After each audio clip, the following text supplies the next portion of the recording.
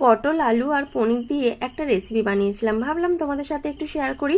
তো এখানে দেখো পটলগুলোকে খুব সুন্দর করে লাল লাল করে ভেজে তুলে নেব, আর এদিকে পনিরগুলো পিস পিস করে কেটে রেখে দিয়েছি, আর কিছু আলু ডুমো ডুমো করে কেটে নিয়েছি, আর গোটা জিরে, গোটা গরম মশলা, তেজপাতা ফোড়নে দেব।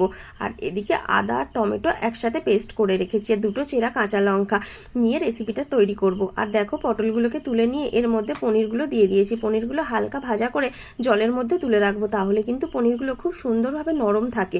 এরপর পনিরগুলো তুলে নিয়ে সমস্ত মশলাগুলো ফোড়নে দিয়ে দিলাম। দেওয়ার পরে এটাকে একটু হালকা নাড়াচাড়া করে এর মধ্যে আলুগুলোকে দিয়ে দিচ্ছি।